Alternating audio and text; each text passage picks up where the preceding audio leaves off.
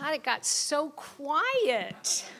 And I heard that this was a really happy crowd, but you're so quiet. I'm glad you're happy. Okay, turn your cell phones off, please. Thank you for coming to tonight's program featuring Jacob Soboroff and Mariana van Zeller, two brilliant journalists whom we, in Los Angeles, can proudly claim as our own. I'm Andrea Grossman, the founder of Writer's Block, now in our 30th season. Thank you. So many of us here would agree that Southern California is the most beautiful place on earth. There's nothing like it in so many ways. And yet, this glorious place is fraught with catastrophic events. Jacob's coverage of those fires that ate away at the heart of so much of LA was masterful and deeply personal, even as he demanded answers from city, county, and state leaders.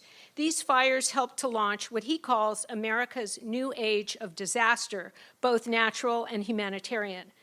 Wherever there's a front line in LA news, he's on it. All of you saw his coverage of No Kings and ICE protests, and all of you saw his reporting of family separation at the border.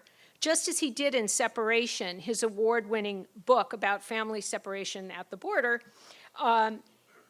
for his new book, Firestorm, he tackles experts in every angle of the story. He pressed electeds, he spoke with countless first responders, some of you are here tonight, residents, climate scientists, and to so many people, including so many desperate people, to learn about anything that was going on in their neighborhoods. In his coverage, no surprise, we see his dogged perseverance for answers, his compassion, and his profound grief for his city and his community. Tonight, we are blessed with not one, but two award-winning journalists. Mariana van Zeller is the host of National Geographic's series Trafficked with Mariana van Zeller. Listen to this.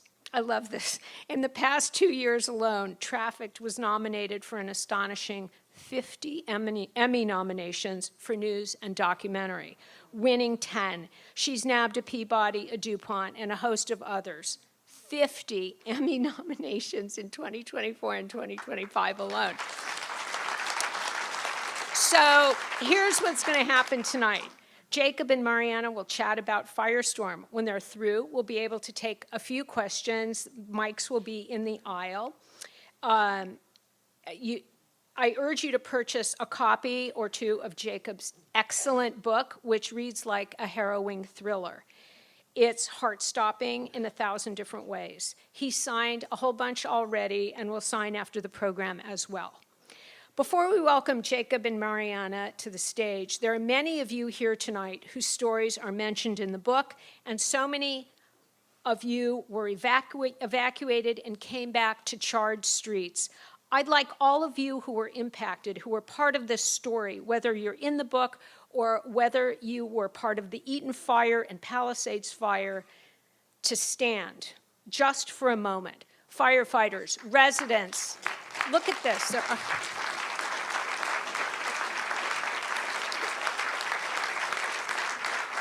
Thank you so much for coming. Thank you. And I'd like to introduce you to a guy who's one of Jacob's close friends, Jake Levine, who is running for Congress, who hopes to represent that district. He's in the book too. Jake, no, come on, wave so people know who you are. Come on. Okay. Okay. Thank you. Now, everyone, please welcome Jacob Soboroff and Mariana van Zeller.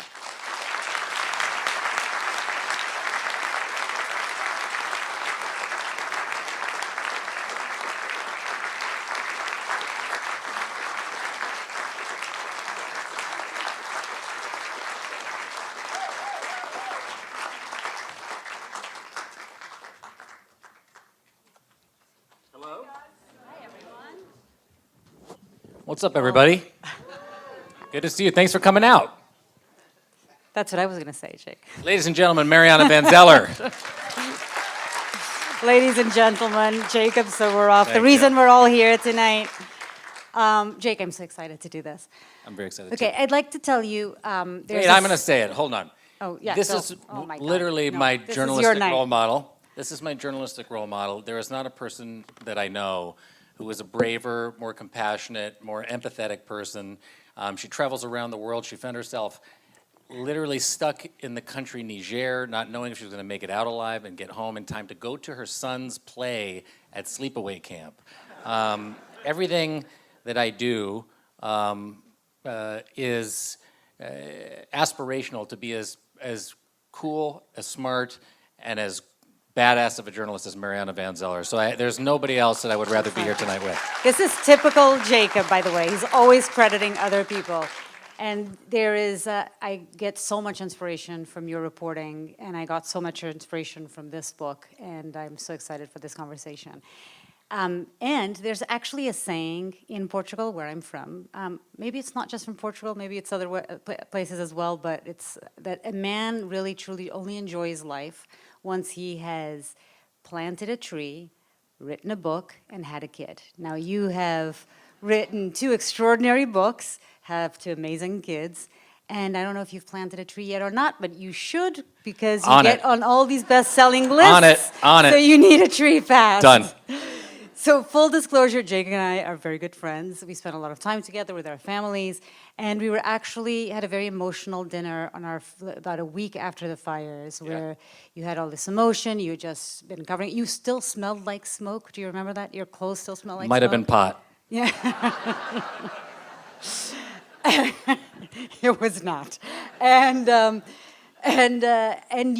yet, reading this book, there's so much that I learned that I didn't know about your experience covering it and about the fires themselves. So let's start with the conversation that you had with your friend Sam about a week before the fires, and what was that like?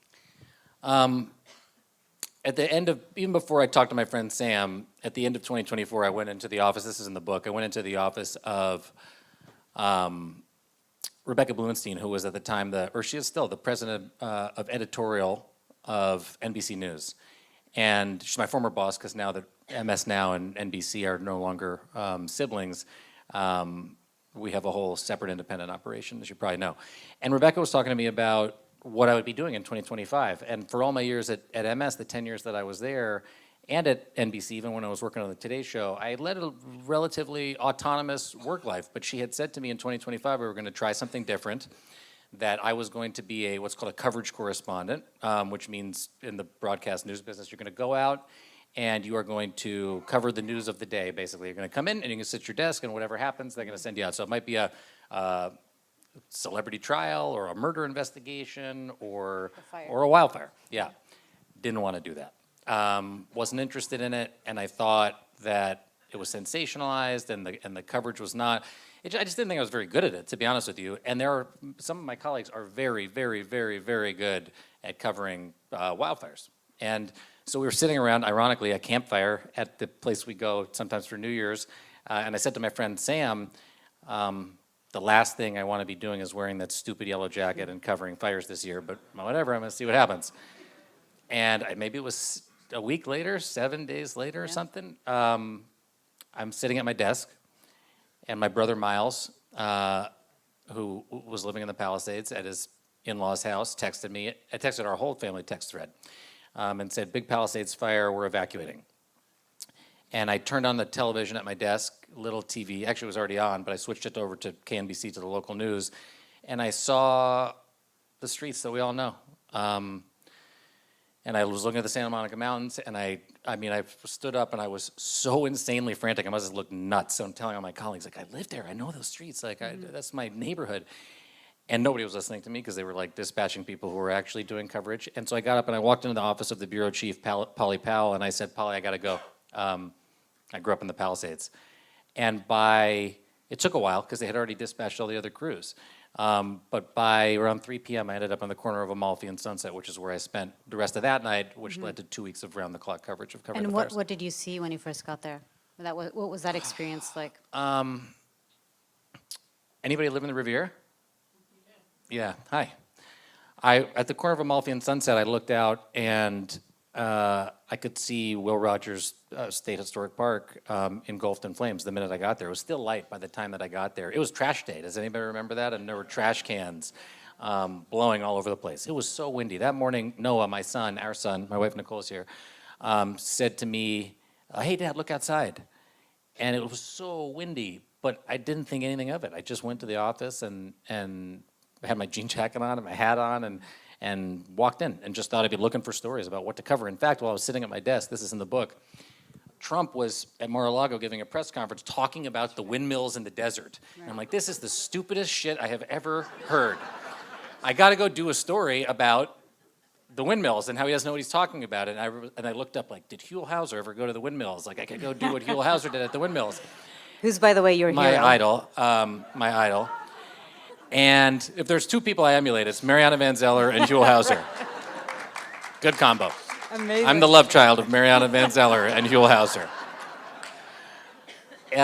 So I get to the corner of Amalfi and Sunset. There are trash cans everywhere. Everything's blowing all over the place. The smoke is blowing over the hill. As I'm driving, Polly in the bureau said, it's like an episode of The Californians, on SNL. She's like, don't take the 101 to the 405, go through the valley, go through Malibu Canyon, come up and over and back across PCH. I'm like, abso-fucking-lutely not, I'm not doing that. So I took the 405 to Sunset, I got off, it was no problem. And we ended up at Amalfi and Sunset.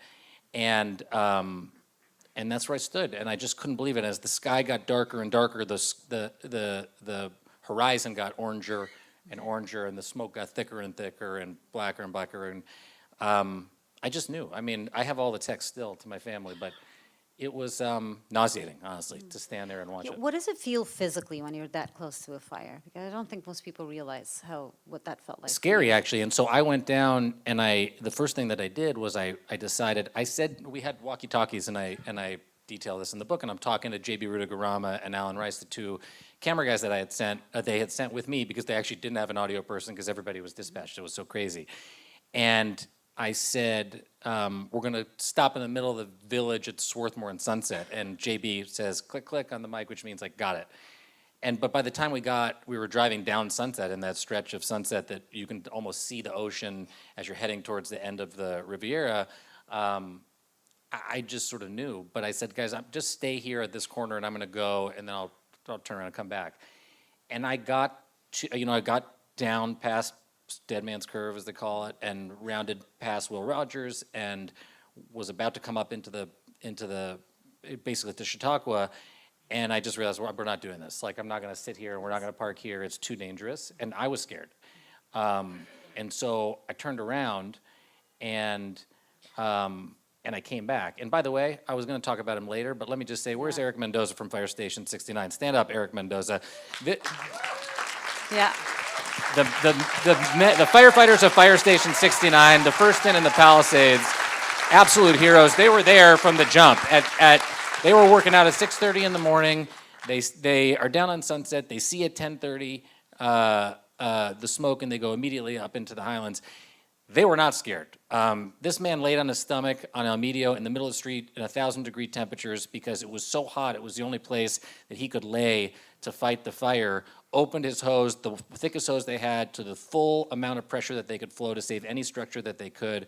I'll talk a lot more about him later, but absolute extreme heroes, and I'm so inspired to know you, and thank you for being a part of the book, and thank you for being here tonight. Appreciate it. 100%. So anyway, I was freaked out. He wasn't freaked out. He was in the middle of the Palisades. He was not.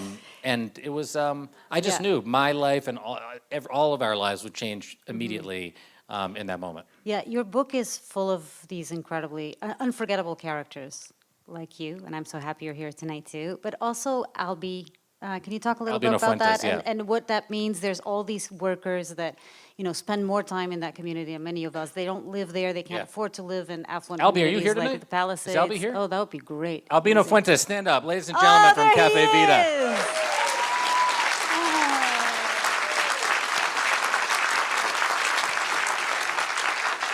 My man. This is a book as much about people as it is about politics or climate. And, when I stood there and I watched my childhood home, which for 35 years became the home of the Jacoby family, carbonized in front of my eyes, as well as our whole community, I could not process it in real time. I feel sick talking about it right now, what it felt like to be there. But I knew that, excuse me, I knew that I had to, I knew I had to tell the audience what I was seeing and what it was like. But when I was there, I knew that I needed to process, and this was so heavy. How was this happening? You know, is it going to happen again? Who's to blame? What caused this? Those are the reasons that I set out to write this book. And while the book reads like a sci-fi thriller, and it is a minute-by-minute account of what I call the fire of the future, I thought I was looking at my past, but it turns out this is the future that we all live together. It's as much a story about the people. And I didn't know how much I needed to get to know Eric Mendoza and spend time with Albie Fuentes. Holly Bender, who's here from NASA, Jet Propulsion Laboratory. Where are you, Holly? Hi, stand up, Holly. In Altadena, hundreds of her colleagues lost their homes from JPL and Caltech in the Eaton fire. They're studying the fire of the future. I got to spend time with them after. I knew I needed to learn. And so that's what this was all about. And why Albie? He was the first person that I called to come back to the Palisades to meet me. I texted my siblings, and my sister Molly wrote me back. I said, does anybody have Albie's number? And right away, Molly wrote me back, and I called Albie. I said, you got to come. And I think I'd been there for days. But when we hugged in front of Cafe Vita, oh, man, I really needed that. And it reminded me what we were doing there and what this place represented and why I needed to understand what we were all experiencing together. Yeah, you were talking about this today. Jacob was on my podcast today, and I was asking you, when was the moment that you realized that you allowed yourself to be emotional? And you talked about the hug with Albie and what that meant to you and what he means to you and to the community. Oh, this guy, since I was, I don't know, when did you start working on Morge? 35 years ago? 35, yeah.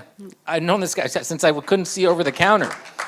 And it was so important for me right away, right out of the gate, to, I had to turn the mic. None of you guys were there. I was there. Eric Mendoza and his fellow firefighters were there, and us journalists were there. And I had to turn the microphone sort of on myself to talk about what it was like to be from this community. I'm a big mouth, I don't hide how I feel or what my personality is. You guys know if you watch us. But to talk about this was very, very difficult. And so when you came back, it was like my family was back. I was there. Right. Yeah. That's what the Palisades is about. That's what LA is about. That's what this story is about. It's a love letter to LA as much as it is anything else. Yeah, and it's said. about people like you. So thank you. It really is. It really reads like that. Everybody should read this book, absolutely. It was also interesting, there's a moment while you're reporting on the fires and suddenly you start getting calls from a lot of people. Your friends, Jake Levine, who's here, and a lot of your friends that you grew up with, asking you, because people outside of journalists and firefighters weren't allowed to be there, so they were asking you to go and check on their houses. And then you got a call from somebody that you didn't expect. Can you talk about that? Stephen Miller's wife, Katie Miller. Yeah, and they're here tonight. Come on in. Just kidding. Just kidding. Just kidding. Just kidding. You never know. Actually, so first I heard from Jake.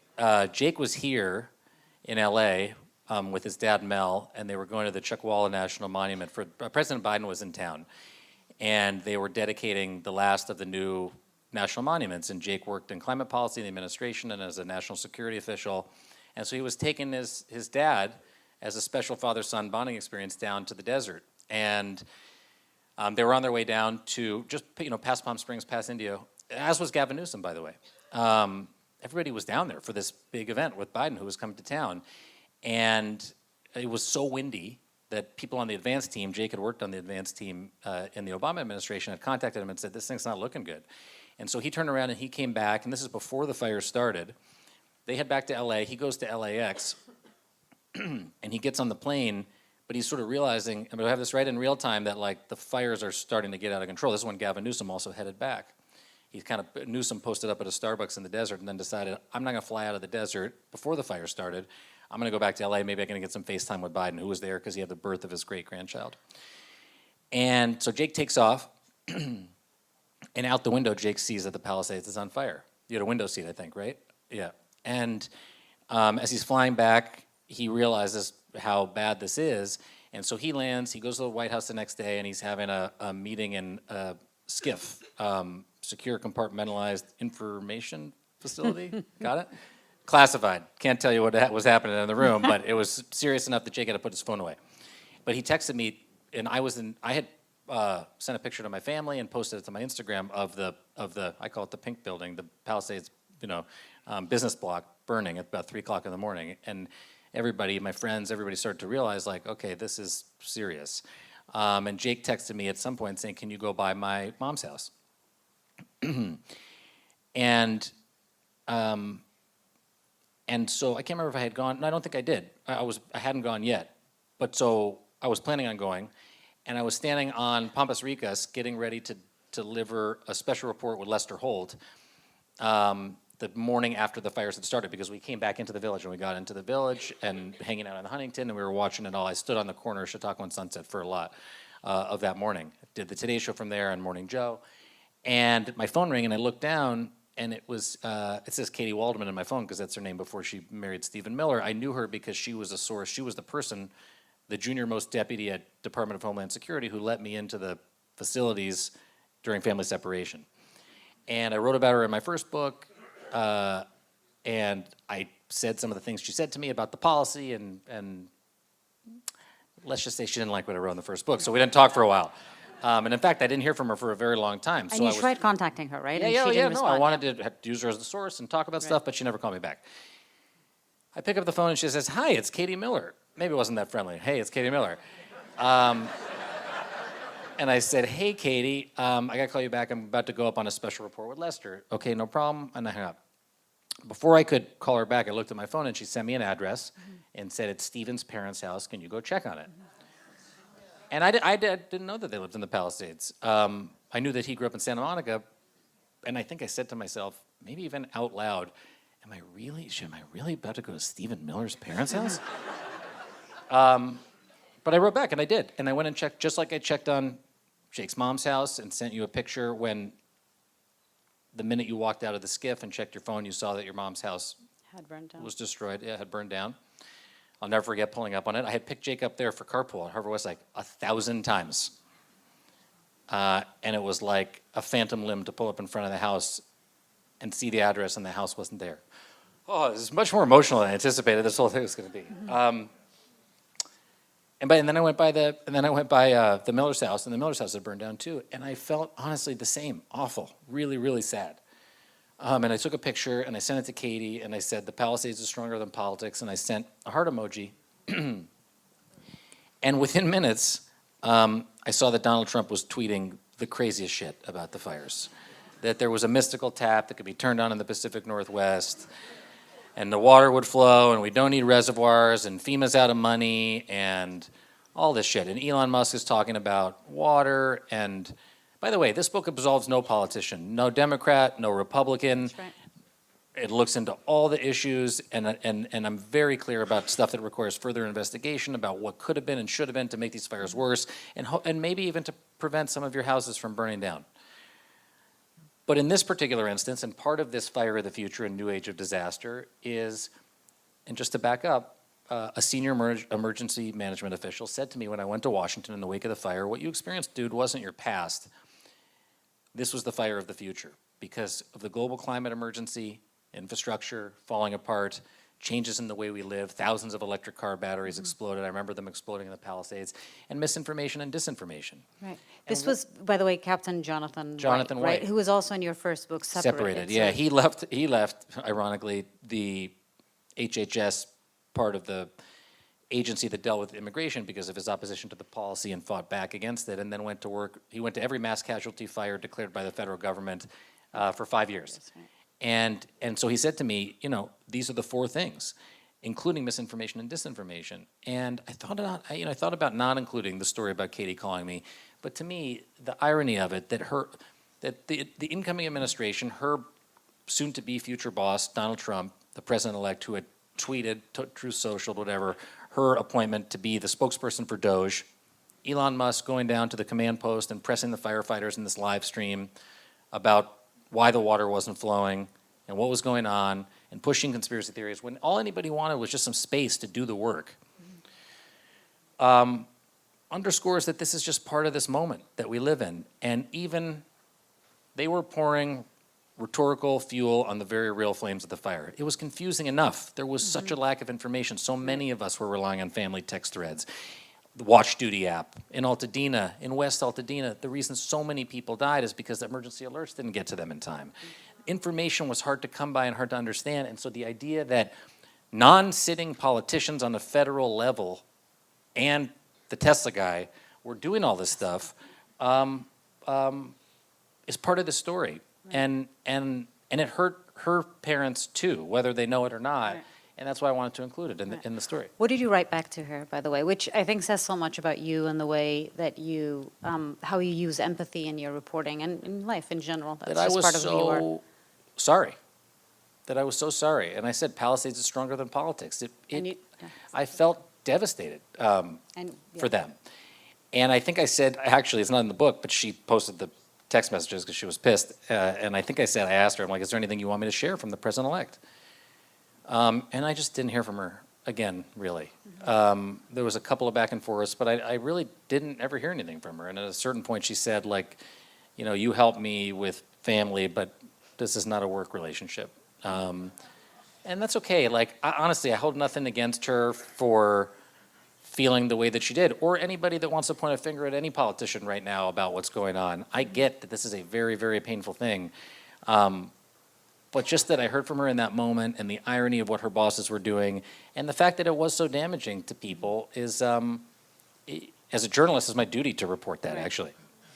Can you talk a little bit about the federal cuts that came later in the Trump administration and how that affects the fires of the future? Yeah, I think that part of misinformation and disinformation here is also the pulling back of resources and the curtailing of sharing certain information from the federal government. And so, again, on the local level, there's lots to talk about. I'm happy to talk about it.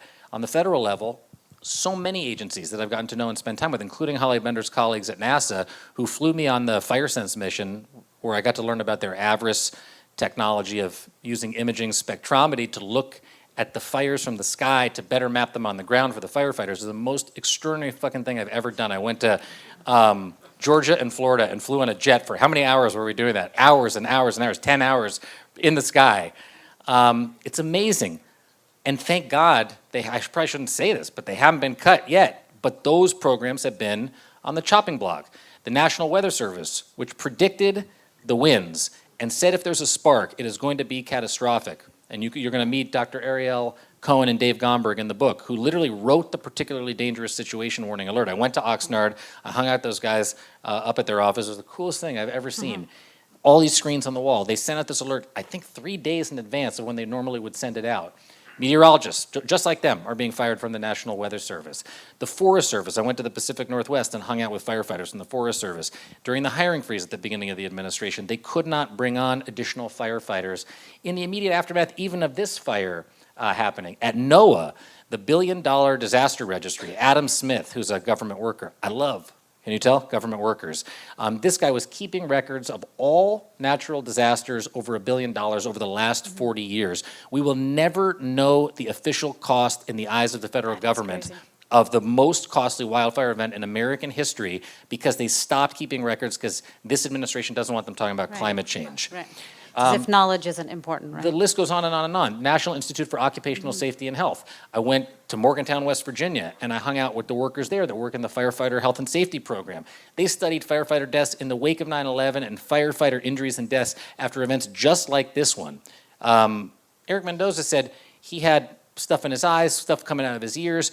He got home on Friday to Acton, where he lives. He collapsed when he crossed the threshold because he couldn't breathe and had to go get medical treatment. Nick Schuler from CAL FIRE told me that was the first time he's ever been in a fire where he thought about he's going to get cancer while fighting the fire because of the things that he was breathing in the smoke. And they cut a program that's designed to monitor and track and study firefighters in those exact type of scenarios. Again, they didn't cause this fire. There is no one proximate cause of this fire, and that's what every expert I talked to said. Could there have been a better mop-up? I don't know. That'll be a study that they're going to do one day.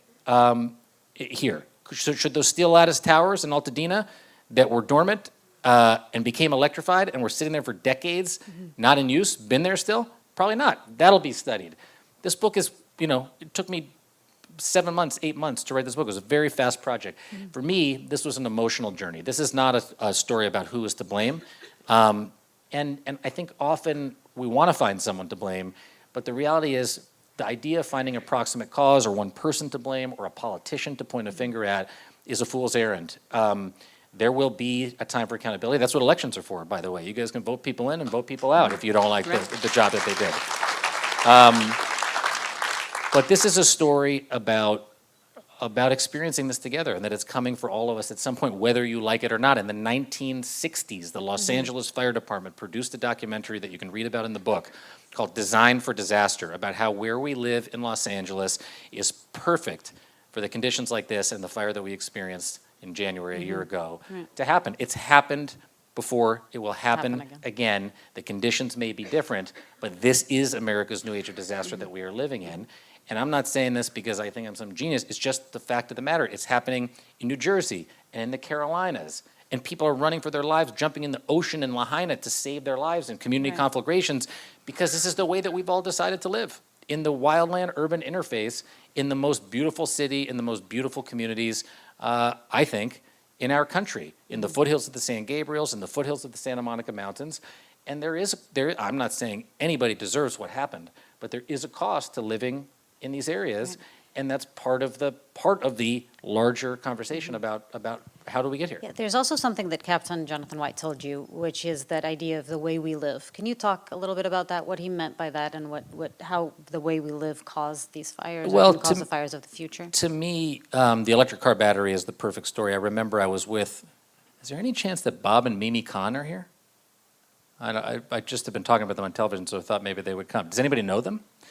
I met their son James as he was literally with a hand shovel putting dirt on embers that were flying on the beach side of Sunset, just on the other side of where Gehilat Israel, where my temple was.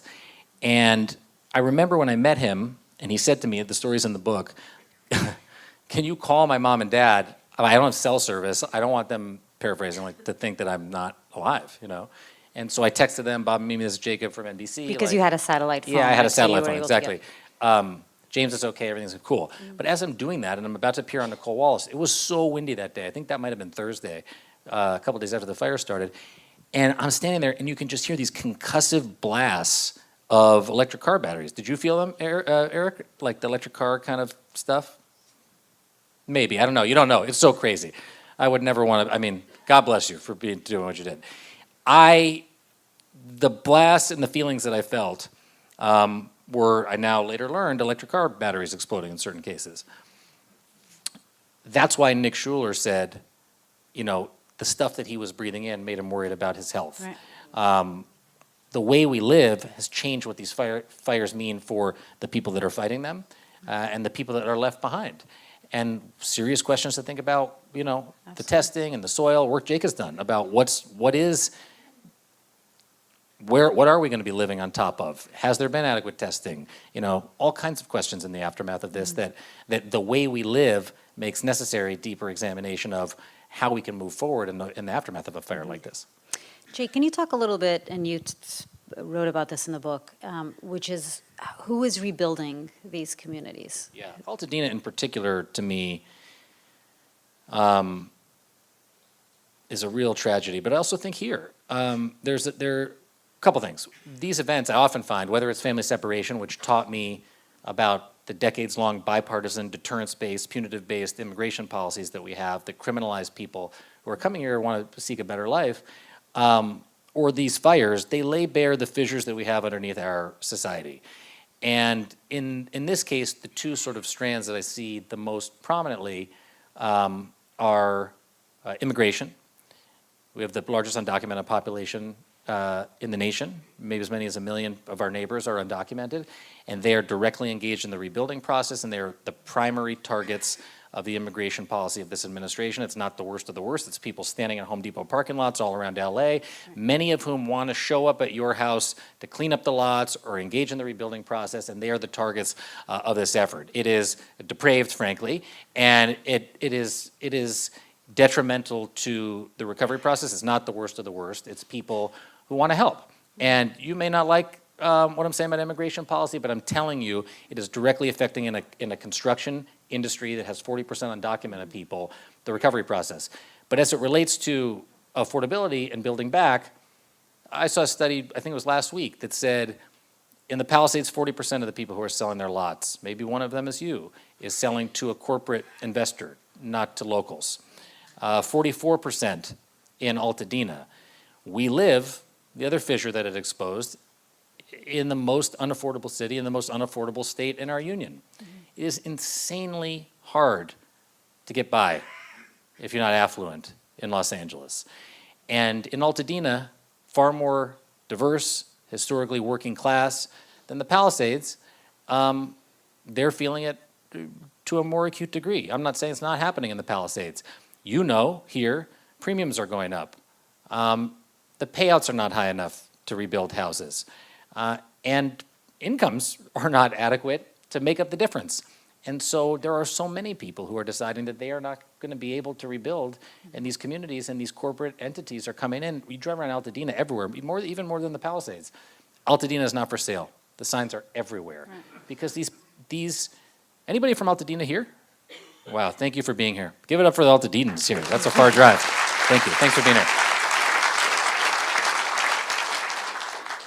I love Altadena as much as I love the Palisades. Our son's 9th birthday was at Side Pie, a pizza place that burnt down literally a month before the fires.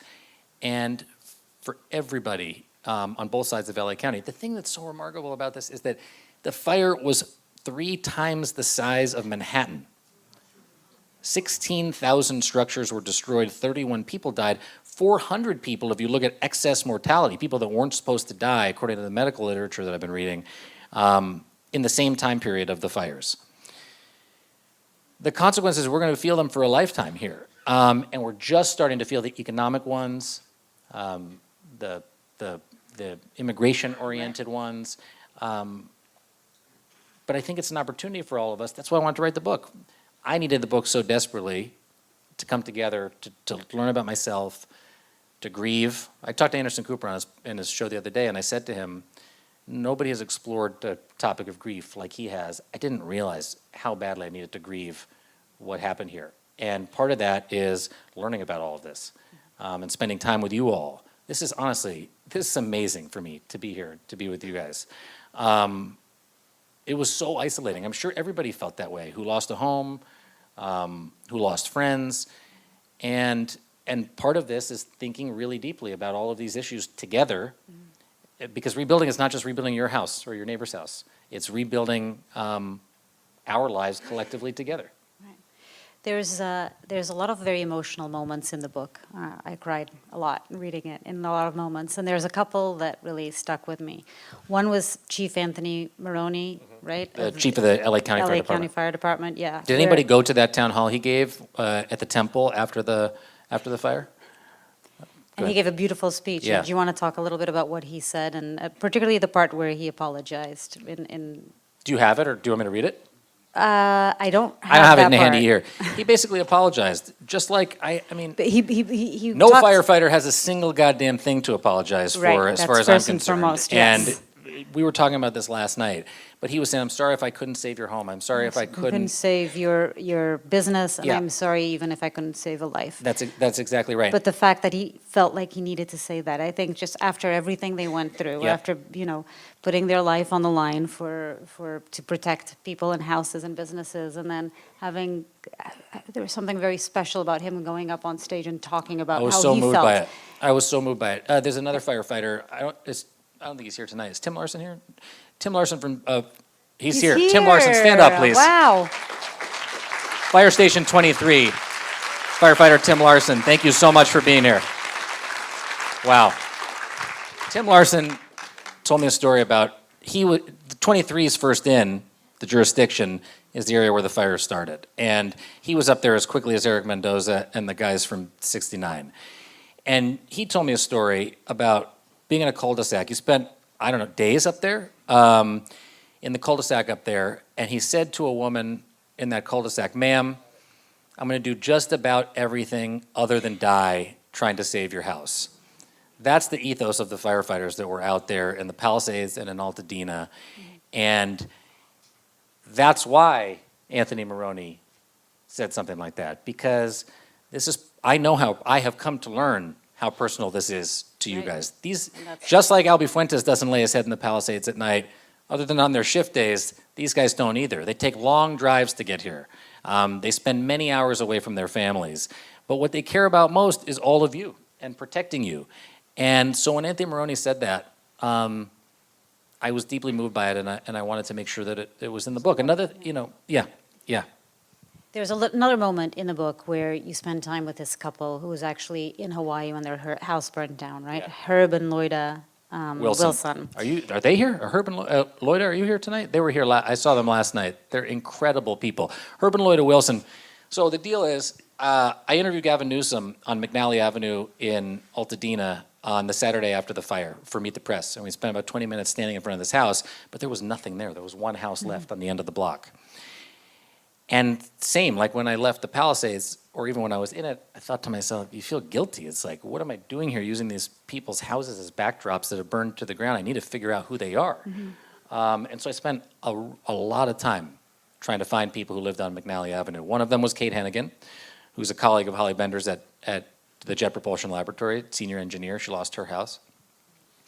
And another that I've gotten to know and love very deeply is Herb and Loida Wilson, 36-year UPS employees. They met and married at UPS, and actually were in Hawaii on Maui. They have a timeshare after retiring, and had been to Lahaina not long before to see the devastation of the fires, and were stuck there when the fire broke out. Their daughter Ashley drove back, tried to get to the house in Altadena, and to tell them what was going on, and they were so desperate to get back, and they finally did get back. I think after about 24 hours of trying. And when they finally got to Altadena, to their house on McNally Avenue, between Mariposa and, you might know, I don't want to put you on the spot, Mariposa and McNally Avenue, everything was gone. And then they came back, like probably so many of you, every day to try to find whatever they could in the rubble of their home. In particular, she was looking for her engagement ring, Her right? engagement rings. And they She couldn't. didn't find it. Yeah, let me but- read what they found. But, yes. But she did find something else.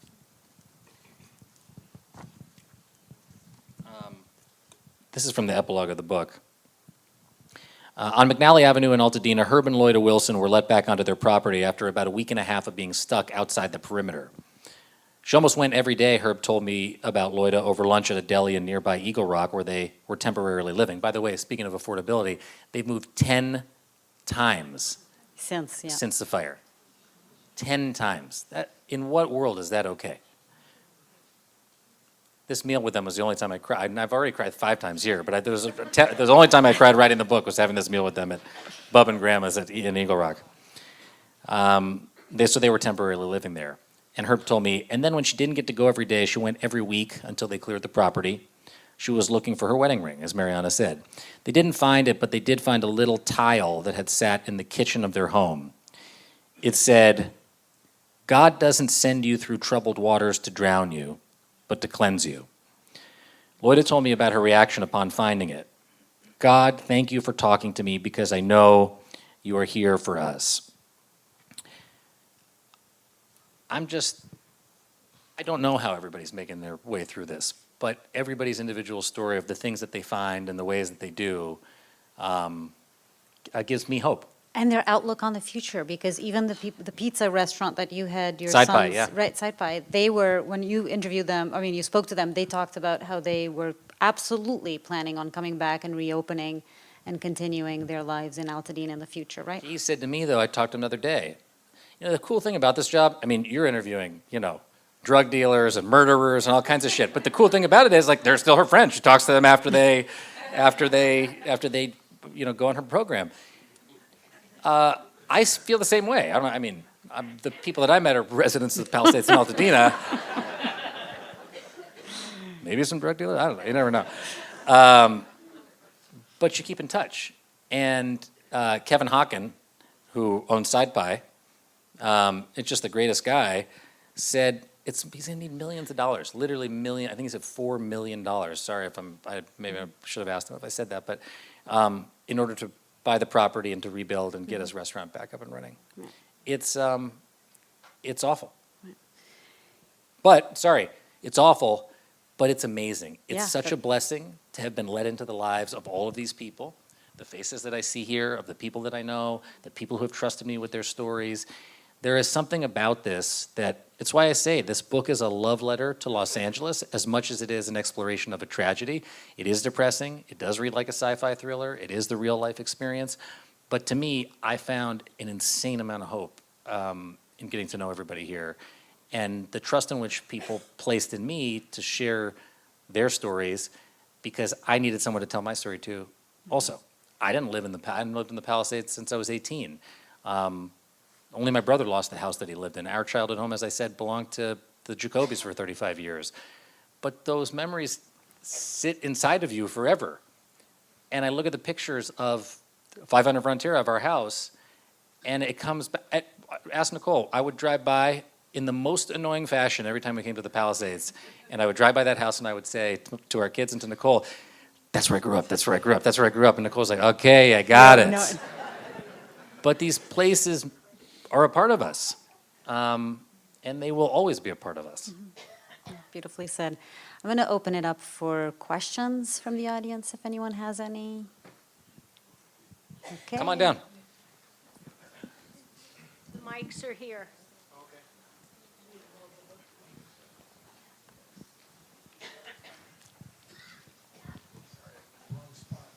Hi. Hey, how are you? Good. My name is Connie Corley. I'm a retired professor from Cal State LA. And research I've done on resilience is something that I've talked about to various people, including people in Maui. I was there in March. Wow. And I got a lot of pushback. And they said, everybody says resilience and strong. We're still suffering. And so I'm wondering, especially because I have many people I know. I used to live in San Gabriel, and now I live on the west side. So I know a lot of people, including faculty, staff, students, friends who lost homes or were displaced. Like the post-traumatic stress, it's going to go on. Just like the people on January 6th, I watched 4 hours of the hearings of the U.S. House. People are going to be suffering for a long time. So what's being done? I mean, there's obviously all the technical things that have happened, agencies, GoFundMe, and so on, but this is going to impact people for a long time. What do you think can be done, and how can people have a voice so their stories can still be told?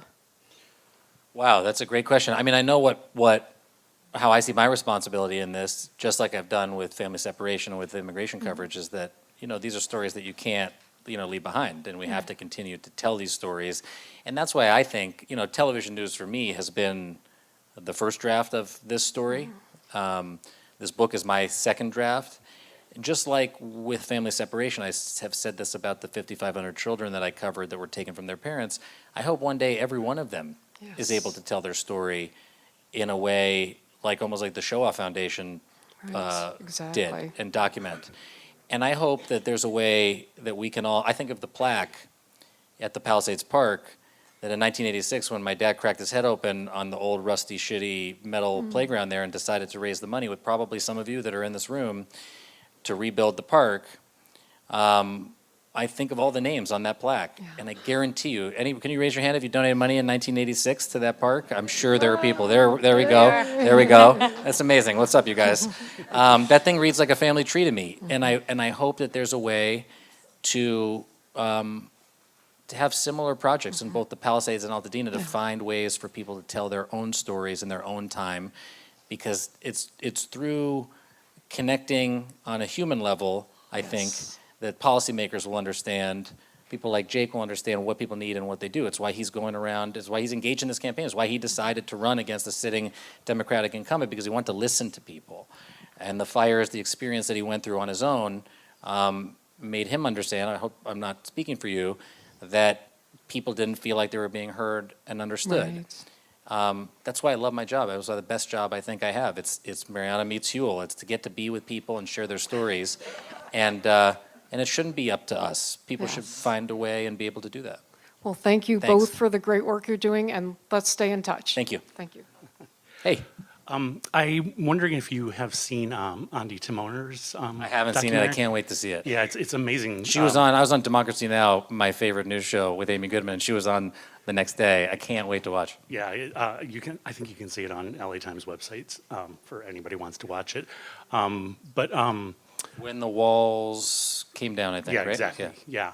I just appreciate the, you telling the very personal stories. Like you said, it takes a lot, it's very expensive to live here. And there were a lot of stories in even the Palisades of people who were not homeowners, the renters, that's a great those point. people. Did you encounter stories from those folks who basically just lost everything and have no capacity to rebuild any? Yeah, part of their yes, lives? both on a personal level and just anecdotally seeing the stories. I'm sure people know people who have left and are not sure that they're going to come back. That's just the reality of what we're going through. But I think I'm glad that you raised that up and are giving voice to that renters too, Palisades isn't just a home-owning community, and there are many people who rent and either work in the community or have lived there for a long time. And thank you for reminding us that we shouldn't forget them too. I'll be. Yeah, thank you, exactly. Hi. That was a perfect segue, because I lived on Frontera Drive, Wow. 519, and since moving to America 20 years ago, rented what I thought was the most fabulous house, old mid-century house. You'd probably know it, the Payton's house. Yep. When June died, and they built it in 1947, and then when myself and my 4 kids moved from Australia, we rented that house. Wow. And every morning from the kitchen, I'd look across to the Jacobi's house. And I taught at a school in the Palisades that, obviously I'm a teacher, that also burnt down. So in one foul swoop, Wow. lost the only home my 4 children and I knew in this country, Sorry. and my place of work. But that aside, I really, more than a question, wanted to say thank you, because when the Chiron said homes on fire on Frontera Drive, I really hoped that the crew was all standing behind my house and it was all safe and it was just the other side of the road, which clearly wasn't the case. But seeing your coverage on Pampas Ricas, seeing the emotion, the vulnerability, gave such comfort to my adult children and myself. And we were big fans of your really highly personal coverage about Thank you. child separation. And you've got 5 actually, very strong, newly naturalized American. Congratulations. / Australian citizens. So Thank you. Thanks. Thank you so much. You just reminded me that I just want to thank the colleagues that I have worked with for a decade. I just left NBC, but I see one of them in the audience. Scott Killian is here, who's a cameraman that I've worked with for many, many years. They put themselves in harm's way as well every day, walking fucking backwards in front of these fires. And in election polling places, which is not quite as dangerous, but I put them through the ringer too. Anybody else from NBC or MS here? Who is it? I can't see. Michelle. Michelle edited probably every piece I ever did at NBC. Michelle, thank you for being here. It's great to see you. Hi. Great, thank you. Obviously, just got the book tonight, so I haven't read it yet. But I recommend 2 times fast on the audiobook. You speed right through it. But when I saw you on, you're on, I think, MS Now and other programs, and part of the show was not only talking about the book, but you also had an interview with Governor Newsom. I did, yeah. 2 questions on that. One is, was that intentional? What was the context of bringing that interview into your presentation of the book on these programs? Yeah, good question. And second was, one of the things you mentioned, which worries me, my home thankfully survived in the Palisades, but many of my neighbors and friends lost homes. But one of the things that worries me is, and you talked about it, is the weaponization of grievance. Yeah. You and Governor Newsom mentioned this in the interview. Yes.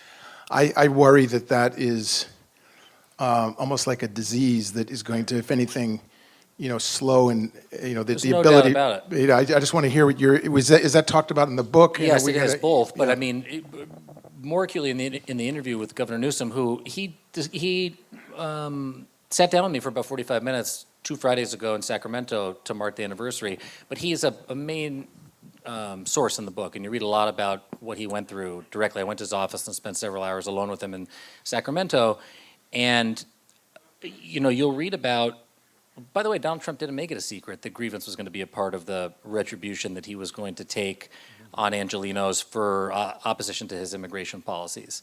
You'll read a scene in the book about how Newsom basically had to beg him and his office on that day when he came to Los Angeles on his first trip as president to go meet him on the tarmac. He invited him on the last second to join him on Marine One, and Newsom, I think, actually smartly declined that because he didn't end up in that crazy town hall in the Palisades that went on and on and on. In which I think, by the way, some valid issues were raised, but also it was the Trump show. And in the wake of all of this, Newsom just went to Washington last month and said, he had gotten, because Biden was here, the major disaster declaration signed, and you can read the scene in the book of how they met in the hallway, and he had a crumpled piece of paper, and he handed it to him directly, and Biden said, sure, pal, reimbursed 100% for 6 months. Newsom wanted an additional, I think, $30 billion from the Trump administration for supplemental wildfire relief. And in Newsom's words, he can't even get a meeting in Washington, D.C. with an intern to try to get any of that money. And so I think you put it perfectly. I wish I would have thought of it. The weaponization of grievance is part of this politics of blame and misinformation and disinformation that is, I think, deeply ingrained in the new age of disaster that we live in right now. If you're on social media, I know, I'm just saying, it's insidious and it's. You should see my replies. It's killing. I think it's killing our community. I mean, we have people talking now about, satellite lasers and things like that starting the fire. And by the way, look what's happening in Argentina right now. There are accusations, conspiracy theories about who started a massive wildfire there. It's not just limited to American politics, as a matter of fact. Really, to use your word, insidious, anti-Semitic conspiracy theories in another part of the world. And so it isn't just limited to the United States. Hi, how are you? I'm fine. Jim being here. Grant, and I don't know if the occupants of 314 Toyopa Drive presently are here, but that's where I used to live. Wow. Yeah, I was rather amazed that that whole area was not standing, and the area that I thought as I approached the center, as we used to call the center of town, Yeah. were. But I'm glad the gentleman asked the question, because emergency management is a good part of what I have been involved in. I'm a public administrator, retired. And we're going to be talking about this in March at the National Conference of the American Society for Public Administration, which will actually be here for a change. But I did want to talk to you about the politicization of emergency management. I go back to the Bel Air fire. Yeah. And I'm only here because my grandmother survived the Triangle Shirtwaist Factory Wow. fire. At NYU, 1911. So the most destructive fire in New York City history Yeah. before 9/11. Right. Which led to the most I would say Led to consequential labors. overhaul of Yeah. health and safety rules. You're not allowed to keep doors Right. locked, people kept inside in sweatshop conditions. I walked by that building every single day as an NYU student for 5 years. Yep. Yeah, I know the building well, obviously, and there's a gentleman now who's a story for you. I'll give it to him. He performs a mitzvah. His name is Michael Hirsch, good friend now, lives in New York, and did the documentary. Michael commemorates the graves of all 146 victims. He actually goes and tends them and has been doing this since 2011, so I'll give you that story. But the politicization is, to me, shocking. I realize there is no depth to this administration. In fact, I'm going to be talking with one of your colleagues about my other area, the shooting of Renee Good. So you and I will need to talk. Thank you so much for being here, appreciate it. Yeah. Hello, Hi, my name's Rita. I live in Echo Park, and my neighbor. hi. Hi. I want to just applaud both of you for your immense courage to Thank you, speak Rita. Thank you. and to record these things at this time. And one of the things that I keep hearing every single day, somebody calls, we and our representatives would like to buy your house. Oh, it's not us, it's somebody else behind us. And one of the things I keep hearing is corporations. But I would like to know, is there any systematic laying down of exactly who they are, what their names are, so that they can be held accountable at some point in time, as opposed to just sort of, well, it's just the corporations. It's Yeah, I not think that, it's a it's great. people. I think it's a great question, and honestly, I don't know the answer in terms of the practical of how to do that, but I think it's something worth looking into. And I've just anecdotally, as you drive around, certainly in Altadena too, the names of all these companies are up on the billboards because I think a lot of these things are being developed on spec for people to come and buy them. And so, join us in our investigative journalism. We can do it together. Yeah, if only we had journalists Yeah, here exactly. that could do this. Thank you. Exactly. Hi. Hi there. I'm a resident of a different part of Los Angeles, but 10 or 12 years ago, we created an organization called the Neighborhood Council Emergency Preparedness Alliance because we were concerned about earthquakes, fires. Now we're worried about floods and heat emergencies. And the question I would ask you is to talk about what the city of LA or the county of LA has done in terms of thinking about how we could rebuild areas like the Palisades and Altadena in a safer way. Because so far I've seen nothing, and I'll simply remind you that we have an emergency management department in the city of LA that's been underfunded forever, like $3 million a year, and we keep bitching about it. Yeah. So that's What the I'll point. say is, and I learned this as an advance guide to Mike Bloomberg, he once told me, we started our career together where he said, Jake, nice to meet you, don't fuck it up. And then he told me, if you don't know the answer, say, I don't know. The truth is, I don't know the answer. I mean, I've heard all kinds of things. But as I read in the book, I'm not a civil engineer or a climate scientist or a wildlife expert or a firefighter. But what I can say is I've heard all kinds of things about defensible space and brush clearance and building materials and you name it. I too would be interested to see where that conversation goes, and I cannot imagine that we're not going to be having it in the wake of this. Jacob, hi, I'm Peter Julian, Olivia's father. So nice to see you. Yeah, nice to see you. So, someone wants to find a real tragedy is when it occurs and no lessons are learned from it. And I'm concerned about our experience both in Altadena and in the Palisades in terms of the present environment that we're dealing with right now. Not in January, but right now. Palisades High School, which was partially destroyed, is set to open up with their students, I think, at the end of January.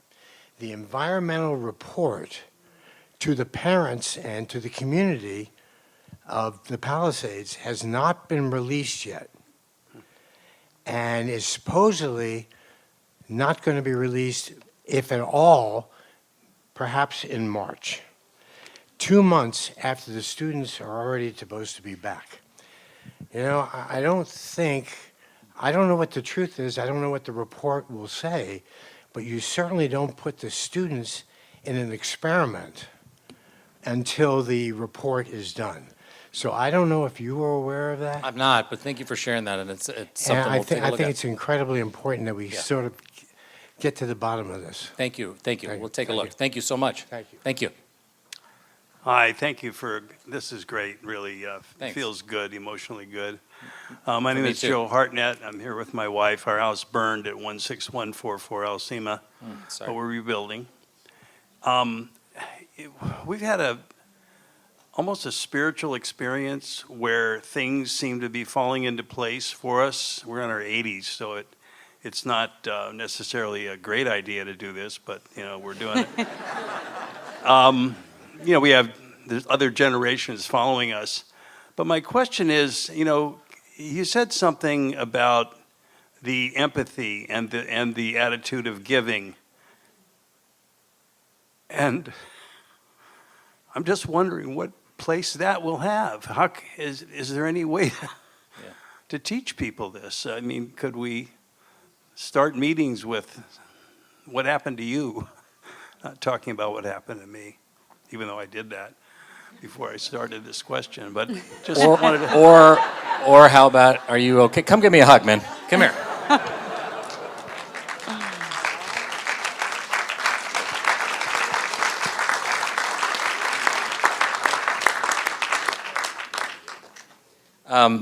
I'll just tell a quick story about one of the things that gave me the most hope, and I think I think we can all find the things that gave us the most hope. I will never forget the morning, Katie Turm, my dear friend, Marika, are you here? Katie's mom is here, I think. Hi, Marika. Katie, my dear friend and colleague, also grew up in the Palisades, and on the Thursday morning after the fires, she had gotten here from New York because she wanted to come and cover the fires together in our hometown.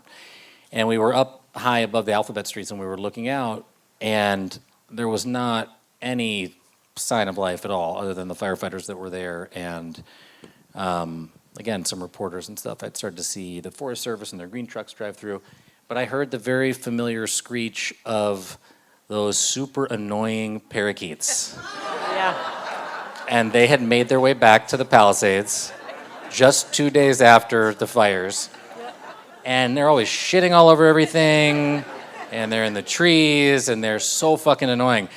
But in this instance, it was the most unbelievably beautiful sound that I had ever heard. Yeah. That's another emotional part in your book, I which is they're back, love they're here. Telling that story. Yeah. I did a lot of weird shit when I was writing this book. I went to Occidental College, and I looked at taxidermy stuffed parakeets and parrots for the better part of a day. And I forgot these glasses, so I had my prescription sunglasses on. It was very dark in there. It was a hard thing to do. But I loved it. And I found that the parakeets, now I'm not going to say it wrong. I wish I would have invited him here. Nanidae. And you want to know a crazy story? It's a big family of parrots and parakeets. They're native to Mexico. They were brought here, many of them, as pets.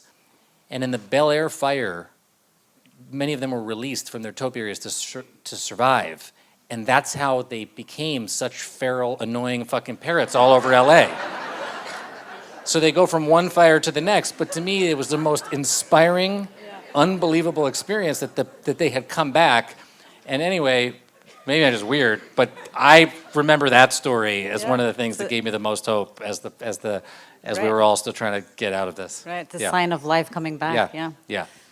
Hi. Hey, Jacob. My name is Holly Palance. My daughter, Lily Spottiswoode, went through Curtis Oh my with gosh. Molly. Hi. Hey, and I spent many, many hours sitting next to your mom and dad on the athletic fields. In fact, your dad sent me out to, I don't know where the hell it was, to get a Beanie Baby, the Princess Diana Beanie Baby. I went to And I those was fucking like, Beanie Baby conventions. They were the worst. Unbelievable. Anyway, I lived through the Bel Air fire. Wow. I think you're an extraordinary journalist. I think you're an extraordinary man. I know your family. I know who you are. And it's very moving to me. I went to State Farm today. and said, I think I'm going to put the house up for sale. It's at the top of one of the canyons just south of Mulholland. And she said to me, well, that's going to be a tough sell. Oh, God. And I said, can you help me with a potential buyer? And she said, no. State Farm's out of it. You're grandfathered in. State Farm is out of it. You're talking about the fire of the future. What are we doing, man? Are we just sitting here waiting for it to happen? The New York Times said the other day, Bel Air, Beverly Glen, Yeah. and Brentwood are next. Yeah. What has happened? What are we doing? What are we You're all so doing? right. And I don't actually remember this specific study, but I think that the map was expanded to include like severe fire danger to most of Los Angeles Right. immediately in the wake of the fires. It's Right. going to happen again. It's not just going to happen in LA. It's going to happen all over the country. And I don't have the answer to what do we do. But what I know is if we're not going to reckon with what happened here, we're all going to be surprised about it when it happens again. And that's what I go to a lot of therapy. This is like therapy for me. Yeah. We have to talk about these things. And if we live our lives living in our silos away from this, I don't wish what happened to any of you or my brother and my sister-in-law Right. on anybody. But I do wish in some form everyone can have this experience of coming together in the aftermath of something like this, because I do believe this is the only way we could figure it out. So I Wait, guess the Holly. last thing I would ask, Holly, I'm over here. I'm over here. oh, Andrea and I Yeah. went to high school Yeah, together, by the way. but I'm telling you, there's no conversation. No, I know. We're- I want to leave it on a note. I want to Okay. ask Jacob, are you hopeful? Yeah. Are the conversations you're hearing, do they give you any hope for everybody who lives in Los Angeles? You know what the gives hell me are the we most doing? hope, just like it does with what's happening with ice raids around the country, people coming out? People are pissed off, and I don't know that I agree with everybody about who and why and how they're trying to figure out who's accountable for all of this, or if anybody is accountable, or what to do in the aftermath, but people are engaged civically, and that's the most you can ask. Okay. I grew up in and around city politics, as most of you guys know, and voter turnout sucks in LA, and people do not care about local politics historically. And I see people more engaged now than I ever have, and I think that that is a very, very hopeful sign, even though it is born from a lot of pain for a lot of people in this room. All right. Well, Thank you're doing you. a great job. Bless Thank you. Thank you. We're ending with Patty's comment here. Sure. Hi. Hi, it's Betty. Oh, Betty. But that's okay. Hi, Betty. My name's Betty Rosen. I'm a community mosaic artist. My Amazing. company's called Mosaic Alchemy, and I started a retreat called This Tender Ground, and we've had 4 workshops at the Sarah Retreat Center in Malibu that they helped fund, and we'll have another one at the Mary Knoll Sisters in Monrovia for fire survivors. Amazing. With artwork, expressive arts for healing and recovery. So it's a very small contribution, but if anybody's interested, we'd like to help. I think Thank that's so you. important. Thank you so much. And I had a piano teacher, Betty, on Brooktree Road for many, many years. It's so crazy how everything brings back memories. I feel really, really blessed to be in this room with all of you tonight and with the great Mariana Van Zeller. Thank you. Oh, thank you, Jake. I was just about to say how I love you, dude. I love you too. And I have not been to a lot of these book Q&As, but I have to say that I don't think many are like this, with the amount of love and emotion and empathy that Jake brings to his reporting and to his life. And I'm just so proud to be your friend and to love be you. able to be Thank here you. tonight. Thank you all for Thank coming. you. Thank And I want to thank Andrea and Writer's Block as well. Thank you so much for being here. I'll see you out there. I'll sign some books.